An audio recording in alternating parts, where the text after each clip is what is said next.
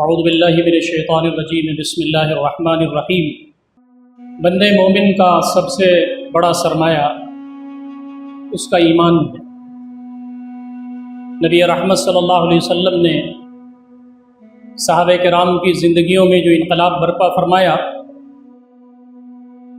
تو اس کا پہلا نقطہ مضبوط ایمان تھا، اور ایمان کی برکتیں یہ تھیں کہ پوری زندگی میں انقلاب برپا ہو گیا۔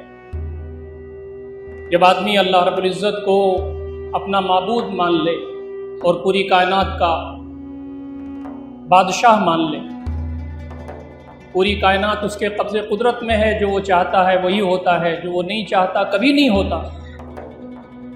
جب اس کا ایمان اتنا پختہ ہو جائے تو پھر زندگی میں روشنی آ جاتی ہے، اور اللہ رب العزت کی تائید، اس کی نصرت، اس کی رحمتیں، اس کی برکتیں، اس کے فیضانات ہر موقع پر اللہ رب العزت کی طرف سے اس کے لیے تحفے کے طور پر بھیجے جاتے ہیں۔ ایمان لانے کے بعد آدمی کے اندر جرأت پیدا ہوتی ہے، ہمت پیدا ہوتی ہے، وہ پوری دنیا کو اپنے جوتے کی نوک پر رکھنے کے قابل ہو جاتا ہے۔ صحابہ کرام کی جو زندگیاں ہیں رضوان اللہ تعالی علیہم اجمعین، جو اونٹ چراتے تھے، جو ایک معمولی زندگی گزارتے تھے، جن کے یہاں آج کی دنیا میں کوئی زندگی گزارنے کا بڑا معیار نہیں تھا، شب خون مارا کرتے تھے، لوگوں پر زیادتیاں کرتے تھے، لوگوں کے حقوق تلف کرتے تھے، لیکن ایمان لانے کے بعد ان کی زندگیوں میں روشنی پیدا ہو گئی، اس لیے کہ ان کو یہ معلوم ہو گیا کہ یہ زندگی چند دن کی ہے، ہمیں اپنے رب کے سامنے حاضر ہونا ہے اور اپنی زندگی کا حساب و کتاب دینا ہے۔ اللہ تعالیٰ سے محبت پیدا ہوئی، نبی اکرم صلی اللہ علیہ وسلم سے محبت پیدا ہوئی، زندگی روشن ہو گئی۔ صحابہ کرام کو کیا کچھ نہیں سزا دی گئی، جب ہم پڑھتے ہیں تو رونگٹے کھڑے ہو جاتے ہیں۔ دوستوں اور ساتھیوں، کیا ایسا ممکن ہے کہ الاؤ تیار کیا جائے، آگ کے انگارے دہکائے جائیں اور کسی کے کپڑے اتار کر کے اس پر اسے لٹا دیا جائے اور اس کے سینے پر بھاری پتھر رکھا جائے؟ آپ اس کا تصور کیجئے۔ صرف حضرت خباب بن عرط رضی اللہ تعالیٰ عنہ کے ایمان لانے کے بعد یہ سختیاں ان کو برداشت کرنی پڑی، اور جب الاؤ پر لٹاتے جاتے اور سینے پر پتھر رکھا جاتا تو ام انمار جو مالکن تھی وہ لوہا گرم کرتی تھی، جب وہ بہت سرخ ہو جاتا تھا تو آپ کے چہرے اور آپ کی گردن کو داغتی تھی۔ تو ایسے موقعوں پر آزمائشوں کو خوشخبریوں سے بدلنے والا، ایسے موقعوں پر انگاروں کو پھول میں تبدیل کرنے والا، خوشگوار لمحات میں تبدیل کرنے والا، اور کتنی بڑی بڑی مصیبتیں آدمی کے سامنے ہو اس سے بندے کو نکال لینے والا وحدہ لا شریک کا لہو کی ذاتی گرامی، تو اس پر ہمارا ایمان مضبوط ہونا چاہیے۔ حضرت عمر رضی اللہ تعالیٰ عنہ تو بعد میں ایمان لائے، حضرت خباب ان سے پہلے ایمان لائے۔ بعد کے پیریڈ میں ایک مرتبہ حضرت عمر رضی اللہ تعالیٰ عنہ نے کہا، خباب کیا تم مجھے اپنی پیٹھ دکھا سکتے ہو؟ آج کی میڈیکل سائنس تو کہتی ہے کہ آئے دن اگر جسم کے کسی عضو کو داغا جائے تو وہ ناسور بن جاتا ہے، لیکن جس وحدہ لا شریک کے لیے یہ آزمائشیں جھیلی جائیں تو اس کو آدمی کے لیے اطمینان اور سکون کا ذریعہ بناتا ہے۔ پوری پیٹھ حضرت خباب بن عرط رضی اللہ تعالیٰ عنہ کی سفید ہو گئی تھی جلنے کی وجہ سے۔ انہوں نے اپنی چادر اٹھا دیا اور کہا، آپ دیکھ لیجئے میری پیٹھ، دیکھنا چاہتے ہیں؟ حضرت عمر جیسی جلیل القدر شخصیت لپکے اور حضرت خباب کی پیٹھ چومنے لگے۔ یہ کرب و بلا اور آزمائش سے گزر کر کے آگے بڑھنے والا ہمارا دین ہے۔ آزمائشیں تو آتی ہیں، آگے رہیں گی۔ ما حسبتم ان تدخلوا الجنہ ولما یاتکم مثل الذین خلوا من قبلکم مستهم البأساء والضراء وزلزلوا، کیا تمہیں یہ گمان ہو گیا ہے کہ تم جنت میں چلے جاؤ گے اور تم کو آزمایا نہیں جائے گا؟ تم سے پہلے تو لوگوں کو آزمایا گیا، یہاں تک کہ آزمائش میں وہ ہلا مارے گئے، اور وقت کا پیغمبر بھی یہ بولنے لگا کہ اللہ رب العزت کی مدد کب آئے گی؟ الا ان نصر اللہ قریب، اللہ کی مدد قریب ہے۔ اسرائیل کے عذاب خانوں میں جو کچھ ہمارے فلسطین بھائیوں کے لیے ہو رہا ہے، صحابہ کی یاد تازہ کرنے کے لیے کافی ہے۔ غزہ کے لوگوں نے جو کچھ بھی کیا وہ صحابہ کی یاد تازہ کرنے کے لیے کافی ہے اور ہمارے ایمان کو بڑھانے کے لیے کافی ہے۔ آج پوری دنیا میں عذاب خانوں میں اللہ تعالیٰ کے نیک بندے کن آزمائشوں سے گزر رہے ہیں ہمیں نہیں معلوم ہے، اللہ تعالیٰ نے بڑی عافیت سے ہمیں رکھا ہے۔ ہندوستان کے اندر خود جیلوں میں ناکردہ گناہوں کی سزا کاٹ رہے بہت سارے نوجوان اور بزرگ موجود ہیں جو مدتوں سے جیلوں میں ہیں اور عذاب خانوں میں ہیں۔ اللہ رب العزت نے ہمیں عافیت میں رکھا۔ ہمیں سب کے لیے دعا کرنا چاہیے کہ اللہ تعالیٰ لوگوں کی آزمائشوں کو آسان فرمائے۔ جو لوگ جیل میں قید ہیں اللہ رب العزت ان کی رہائی کا سامان عطا فرما دے، اور ہم جو لوگ آشائش میں اور آسانیوں میں زندگی گزار رہے ہیں اللہ رب العزت ہم تمام کو ایمان عطا فرمائے، اس کی لذت اور حلاوت عطا فرمائے۔ سب سے بڑی چیز جو اللہ رب العزت کی طرف سے ایمان کے بعد ملتی ہے وہ اللہ رب العزت کی محبت ہے۔ والذین آمنوا اشد حبا للہ، ہمارا سب سے بڑا سرمایہ ایمان کے بعد اللہ تعالیٰ کی محبت ہے۔ ہمارا اٹھنا بیٹھنا چلنا پھرنا ہمارے سارے کام اللہ رب العزت کی محبت میں ڈوب کر کے ہونے چاہیے۔ ہمارے علماء لکھتے ہیں کہ ایک عمل تو وہ ہے جو اللہ تعالیٰ کی محبت کے جذبے سے کیا جائے، اور وہ عمل دوسرا ہے جو اللہ رب العزت کے ڈر اور اس کی خوف سے کیا جائے۔ دونوں جنت میں لے جانے والے ہیں۔ نبی اکرم صلی اللہ علیہ وسلم مبشر بنا کے بھیجے گئے تھے، نذیر بنا کر کے بھیجے۔ تبشیر اور انذار دونوں چیزیں قرآن میں موجود ہیں، لیکن ہمارے علماء لکھتے ہیں کہ اللہ تعالیٰ کی محبت کے جذبے سے جو عمل کیا جاتا ہے، خوف سے جو عمل کیا جاتا ہے، اس سے ایک نمبر زیادہ ہے۔ اللہ رب العزت کی جناب میں جو اعمال کرتے ہیں وہ اس لیے کہ اللہ کی محبت میں کرتے ہیں۔ یہ جذبہ ہمارے اندر پیدا ہونا چاہیے۔ وہی ہے جو ماں کے پیٹ میں ہمیں جنین کی شکل میں اس نے پرورش فرمائی، ہم کو اپاہج نہیں بنایا، ہماری پیدائش کے مرحلے کو آسان کیا، ہمارے لیے زندگی اتنا خوشگوار کی کہ ہم جوان اور ہٹے کٹے ہو گئے۔ اب لوگ ہماری طرف متوجہ ہو رہے ہیں، لوگ ہم سے پیسے مانگ رہے ہیں، ضرورتوں میں ہمارے سامنے آتے ہیں۔ اللہ تعالیٰ نے ہم تمام کو سماج کے اندر ایک مقام دیا، وہی ہے جو بڑھاپا دینے والا ہے، وہی ہے جو قبر میں مونس ہے، وہی ہے جو میدان محشر میں ہم تمام کے حساب و کتاب لینے والا ہے، وہی ہے جس کے سامنے جس کے ہاتھ میں جنت و جہنم کے پروانے ہیں۔ اس اللہ رب العزت سے ٹوٹ کر کے محبت کرنا چاہیے۔ نبی اکرم صلی اللہ علیہ وسلم کی جو محبت ہے وہ اللہ تعالیٰ کے محبت کے تابع ہے، لیکن یہ فرمایا گیا کہ تمہارا ایمان مکمل نہیں ہو سکتا جب تک نبی اکرم صلی اللہ علیہ وسلم کو اپنی جان سے بھی زیادہ محبوب نہ بنا لو۔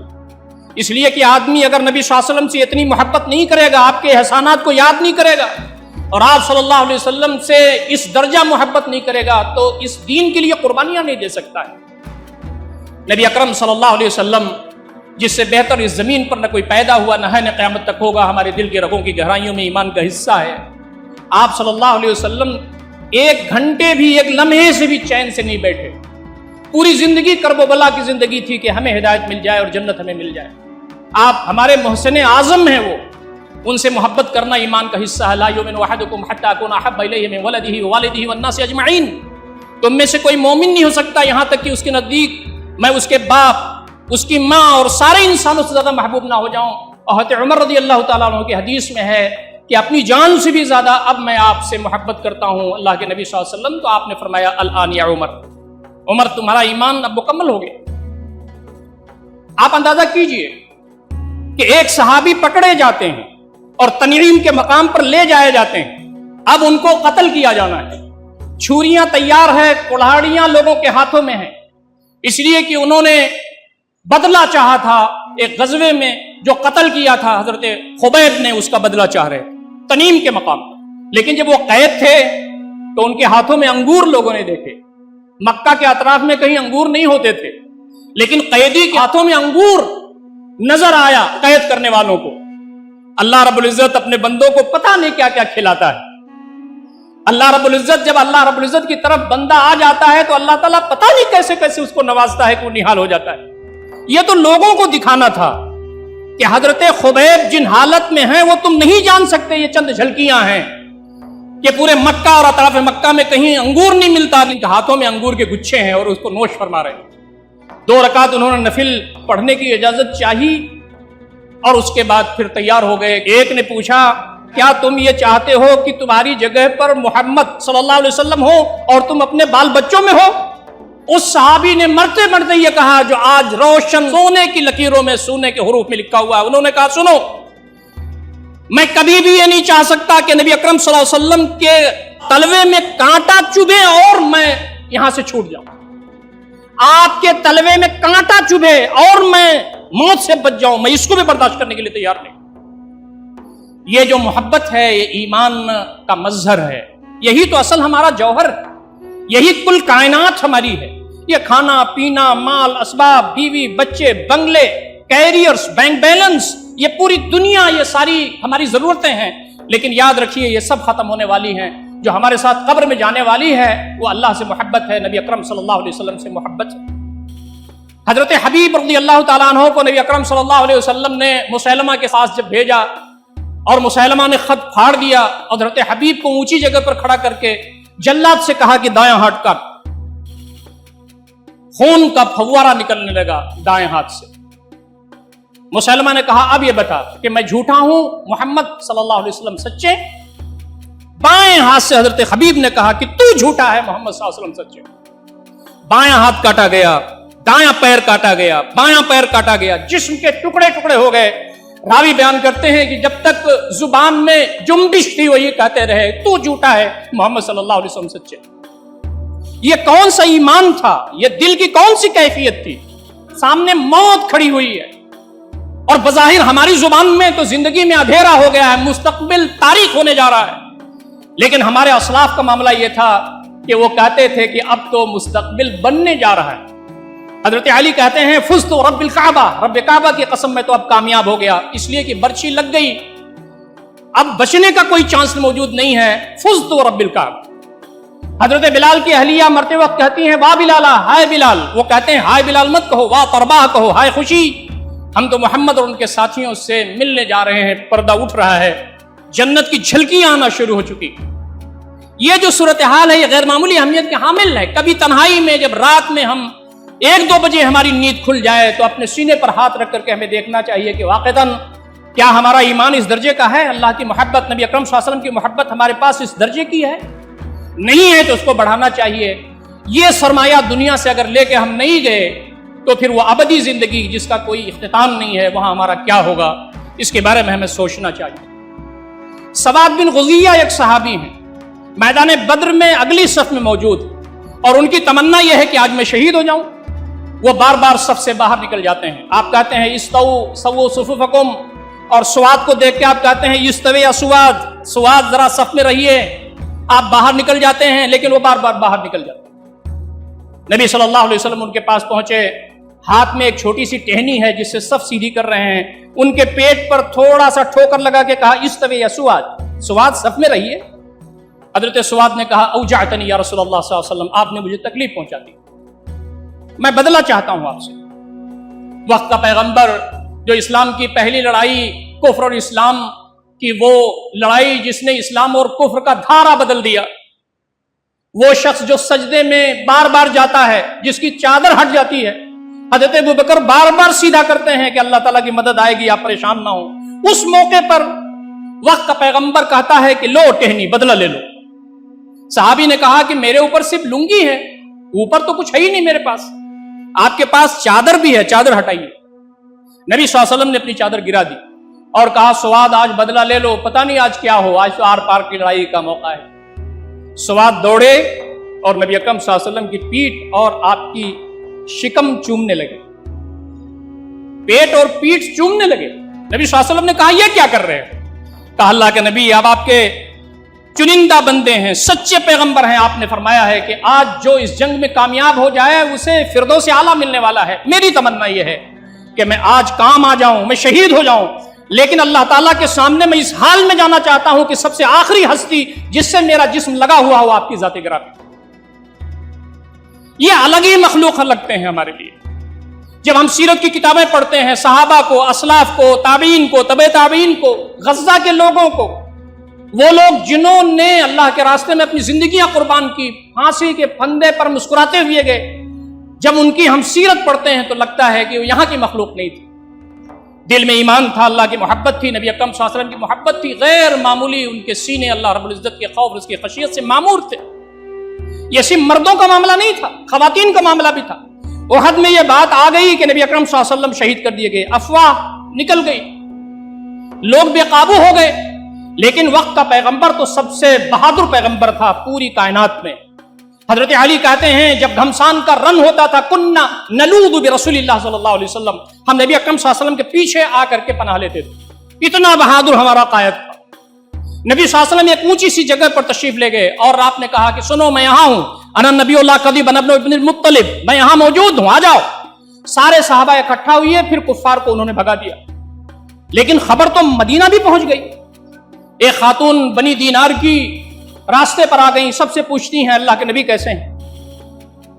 ایک صاحب نے کہا تمہارے ابا شہید ہو گئے، انہوں نے کہا کوئی بات نہیں، نبی صلی اللہ علیہ وسلم کیسے ہیں؟ کہا نبی صلی اللہ علیہ وسلم ٹھیک ہے، آ رہے ہیں۔ دوسرا قافلہ آیا، اس سے پوچھا نبی صلی اللہ علیہ وسلم کیسے ہیں؟ تو کہا تمہارے بھائی شہید ہو گئے، کہا کوئی بات نہیں، نبی صلی اللہ علیہ وسلم کیسے ہیں؟ تیسرا قافلہ آیا، اس سے پوچھا نبی صلی اللہ علیہ وسلم کیسے ہیں؟ کہا تمہارے شوہر شہید ہو گئے، کہا کوئی بات نہیں، نبی صلی اللہ علیہ وسلم کیسے ہیں؟ پھر دیکھا کہ نبی اکرم صلی اللہ علیہ وسلم تشریف لا رہے ہیں، انہوں نے کہا اللہ کے نبی صلی اللہ علیہ وسلم میں نے آپ کو اپنی آنکھوں سے دیکھ لیا، فَكُلُّ مُصِيبَةٍ جَلَلٌ بَعْدَكَ یا رسول اللہ، آپ کو دیکھنے کے بعد آپ صحیح سالم ہیں تو ساری مصیبتیں ہیچ سب ختم ہو جائیں گی، آپ سلامت رہیں۔ دوستو یہ جو جذبات ہیں یہ ایمان سے نکلے ہوئے جذبات، اللہ اس کے رسول صلی اللہ علیہ وسلم کی محبت سے نکلے ہوئے جذبات ہیں، اس کی قدر کرنا چاہیے، اس کو بڑھانا چاہیے۔ زندگی میں ہماری یہی ہے اور کچھ بھی نہیں ہے۔ آپ نے کل کیا کھانا کھایا تھا، پرسوں کیا کھانا کھایا تھا، آپ نے کتنے کپڑے پہنے، ہمیں کچھ یاد نہیں ہے۔ سال 2 سال پہلے کی چیز تو چھوڑ دیجئے، ہفتہ 2 ہفتے چیزیں نہیں یاد ہیں ہم نے، جو حلق سے نیچے نکل گیا چلا گیا وہ نہیں یاد آتا، جو ہم نے پہن لیا وہ سیدھا کر دیا وہ نہیں یاد آتا۔ یقول الانسان مالی مالی وان مالہ من مالی ثلاث ما اکل فافنا او لبس فابلا او اعطى فقطنا وما سوى ذلك فهو ذاهب وتارك للناس۔ انسان کہتا ہے ہائے میرا مال، ہائے میرا مال، اس کا مال تو 60 ہے، جو اس نے کھا لیا ختم کر دیا، جو پہن لیا بوسیدہ کر دیا، جو اللہ کے راستے میں دے دیا اور اس کو ذخیرہ کر لیا، اس کے علاوہ جو کچھ بھی ہے وہ جانے والا ہے، لوگوں کے لیے چھوڑنے والا ہے۔ لیکن ہماری طبیعت ان میں زیادہ لگتی ہے، لگنی چاہیے لیکن اس سے کہیں زیادہ آخرت میں لگنی چاہیے۔ دنیا میں طبیعت لگنا خراب بات نہیں ہے، دنیا میں طبیعت لگائی ہے لیکن اس سے کئی گنا زیادہ آخرت میں ہماری طبیعت لگنی چاہیے۔ اور یہ جو صحابہ کرام کی جماعت تھی ان کو کیا پوچھنا، ایثار اور قربانی کے پتلے تھے وہ۔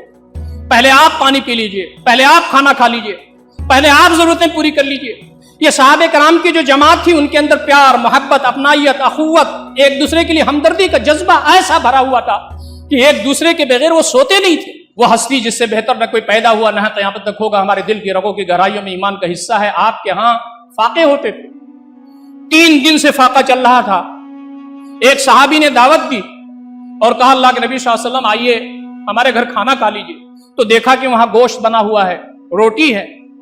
تو وقت کا پیغمبر جو 2-2.5 دن سے بھوکا تھا اور آپ کی اہلیہ حضرت عائشہ بھوکی تھی، آپ نے ایک روٹی پر چند بوٹیاں رکھی، 1-2 بوٹیاں، اور کہا کہ اس کو ذرا عائشہ کو پہنچا دیتے تو بہت اچھی بات۔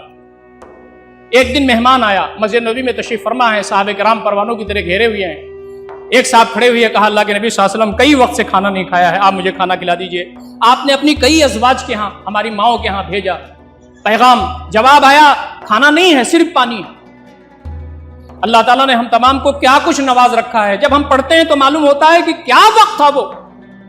لیکن یاد رکھیے نبی اکرم صلی اللہ علیہ وسلم کے کچھ پیریڈ ایسے ہیں، اکثر پیریڈ تو ایسے ہیں کہ دولت برستی تھی اور آپ سورج ڈوبنے سے پہلے اس کو اپنے سے ختم کر دیتے تھے۔ آپ نے کہا کون لے جائے گا اس کو؟ حضرت ابو طلحہ لے گئے۔ گھر کی حالت معلوم تھی، گھر میں گئے تو بیوی نے کہا کہ دیر سے کیوں آیا؟ کہا نہیں مہمان رسول بھی لے کے آئے۔ بچوں کے لیے کھانا تھا، بچوں کو سلا دیا گیا، چراغ گل کر دیا گیا، کھانا کھلا دیا گیا۔ مہمان کے ساتھ بیٹھ کر کے ایسا محسوس ہو رہا تھا جیسے ابو طلحہ کھانا کھا رہے ہیں، لیکن ابو طلحہ بھی کھانا نہیں کھا رہے ہیں، مہمان نے کھانا کھا لیا۔ اب آپ اندازہ کیجئے، میں جو بات کہنا چاہتا ہوں وہ اس سے آگے کی بات ہے۔ اگلے دن جب مسجد نبوی پہنچے اور نبی اکرم صلی اللہ علیہ وسلم نے دیکھا تو مسکرانے لگے۔ اب ان کو سمجھ میں آ گیا کہ کچھ ہو نہ ہو کوئی معاملہ ہے۔ قریب آئے تو نبی صلی اللہ علیہ وسلم نے فرمایا کہ اللہ تعالیٰ کو تمہاری ادا بہت پسند آئی۔ ابو طلحہ کی آنکھوں میں آنسو آ گئے، کہا کہ کیا اللہ تعالیٰ ہم سے اتنا قریب ہے جو اتنی باریکیوں کے ساتھ ہم کو دیکھتا ہے؟ کہاں وہ ایسا ہے جس کو تم گمان بھی نہیں کر سکتے، اتنا عظیم الشان ہے۔ کہا ایسے ہی نہیں ہوا، قرآن میں ایسی آیت اتری ہے جو قیامت تک لوگ پڑھتے رہیں گے، وَيُؤْثِرُونَ عَلَىٰ أَنفُسِهِمْ وَلَوْ كَانَ بِهِمْ خَصَاصَةٌ، وہ اپنے اوپر دوسروں کو ترجیح دیتے ہیں چاہے اس میں زحمت ہی میں کیوں نہ مبتلا ہو جائیں۔ حضرت ابو طلحہ رونے لگے۔ کھانا کھلانے کی تعلیمات قرآن مجید میں عرض کر چکا ہوں کئی مرتبہ، کثیر تعداد میں موجود، ہم اس جانب کتنا سوچتے ہیں اسے ہمیں دیکھنے کی ضرورت ہے دوستوں ساتھ۔ مال و اسباب کس کو نہیں پیارے ہوتے؟ ہم تمام کو مال و اسباب پیارے ہیں، لیکن اللہ تعالیٰ کے راستے میں مال خرچ کرنا، اس کی اہمیت دین و اسلام میں اتنی کیوں ہے؟ اس لیے کہ انہ لحب الخیر لشدید، مال کی محبت ہمارے فطرت میں شامل ہے، اس لیے اللہ کی محبت اوپر کر دی جائے، نبی صلی اللہ علیہ وسلم کی محبت اوپر کر دی جائے مال سے، تو یہ اللہ تعالیٰ کو محبوب ہے، یہ اللہ تعالیٰ کو پسند ہے۔ تو مال اللہ کے راستے میں خرچ کرنا۔ ہجرت کا سفر ہو رہا ہے، حضرت صہیب رضی اللہ تعالیٰ عنہ جو بہت ہی مفلوق الحالی کی زندگی میں آئے تھے، کیل بنانا شروع کیا انہوں نے، پھر اس کے بعد زرہیں بنانے لگے، پھر اس کے بعد تلواریں بنانے لگے، بہت زیادہ زمینیں خریدیں اور پراپرٹیز خریدیں اور مال و اسباب انہوں نے چاندی اکٹھا کی، آپ کو معلوم ہے۔ پھر وہ پراپرٹی ڈیلر بھی ہو گئے، مکہ میں زمینیں بیچتے تھے، ان کے پاس بہت ساری زمینیں ہو گئی۔ لیکن حضرت صہیب رضی اللہ تعالیٰ عنہ جب جانے لگے تو ساری زمینیں چھوڑ دی، سارے اثاثے چھوڑ دے، انہیں کچھ چاندی کچھ مال و اسباب اونٹ پر رکھ کر نکل رہے تھے۔ پہنچ گئے لوگ وہاں، مشرکین پہنچے اور انہوں نے کہا یہ سب تم نے ہمارے یہاں بنایا ہے، لے کے کیوں جا رہے ہو؟ انہوں نے کہا سنو سنو، کیا یہ سب میں تمہیں دے دوں تو تنے تنہا مجھے جانو دو گے؟ تو انہوں نے کہا ہاں جاؤ، سب دے دیا اور پہنچ گئے۔ مسجد قباء پہنچے جہاں نبی صلی اللہ علیہ وسلم ابھی قیام پذیر ہیں، ابھی آگے نہیں بڑھے ہوئے ہیں، وہ مسجد نبی تو بعد میں بنی، مسجد قباء آپ نے پہلے تعمیر کی، آپ وہیں ہیں، اور آپ وہاں جب پہنچے جیسے ہی دیکھا آپ کو، آپ نے فرمایا رب حل بھائی ابا یحییٰ، ارے سنو سنو صہیب، ان کی کنیت آپ نے ابو یحییٰ رکھی تھی، ابو یحییٰ تم نے تو بہت بڑا سودا کیا۔ انہوں نے کہا اللہ کے نبی صلی اللہ علیہ وسلم اللہ تعالیٰ قبول کرے، کہا نہیں، قرآن میں آیت اتری ہے وَمِنَ النَّاسِ مَن يَشْرِي نَفْسَهُ ابْتِغَاءَ مَرْضَاتِ اللَّهِ وَاللَّهُ رَءُوفٌ بِالْعِبَادِ۔ سن لو، کچھ لوگ ایسے ہیں جو اپنے آپ کو اللہ رب العزت کی رضا کے سامنے بیچ دینے کا سامان کرتے ہیں، اللہ تعالیٰ بندوں کو دیکھنے والا ہے، ان پر رحمت کرنے والا ہے۔ یہ ساری زندگیاں ہماری جو کچھ بھی ہیں، قُلْ إِنَّ صَلَاتِي وَنُسُكِي وَمَحْيَايَ وَمَمَاتِي لِلَّهِ رَبِّ الْعَالَمِينَ، ہماری عبادات، ہماری مراسم عبودیت، ہمارا مرنا جینا، سب کچھ اللہ تعالیٰ کے لیے۔ یہ ہم، ہماری صلاحیتیں، ہمارے بچے، ہماری بیوی، ہمارے اسباب، ہمارے مال، ہماری کیریئر، ہمارا بینک بیلنس، ہماری جائیدادیں، یہ سب اللہ رب العزت کے لیے ہیں۔ اس لیے ہمیشہ مجاہدانہ زندگی گزارنا ہے۔ وقتی طور پر یہ متاع دنیا تو ہیں، بنانا بھی ہے، کمانا بھی ہے، فائدہ بھی اٹھانا ہے، لیکن اللہ رب العزت کی جنت کے حصول کے لیے ان کو لگا دینے کی کیفیت ہمارے درمیان پیدا ہونی چاہیے۔ یہ تو صلاحیتوں کی قربانی ہے دوستوں اور ساتھیوں، صلاحیتوں اور مال اور جان کی قربانیوں کی اتنے نذرانے مل رہے ہیں، صحابہ کے زمانے میں بھی اور آج کے زمانے میں بھی۔ یہ جو ہماری نظر ہے اس کو ذرا کشادہ کر کے دیکھیں، آج کے زمین پر پورے گلوب پر اللہ تعالیٰ کے بندے ایسے موجود ہیں جو اللہ تعالیٰ کی محبت اور نبی اکرم صلی اللہ علیہ وسلم کی محبت اور آخرت کی تڑپ میں وہ ساری چیزوں کا نذرانہ پیش کر رہے ہیں، بس اللہ رب العزت ان سے خوش ہو جائے اور جنت اسے مل جائے۔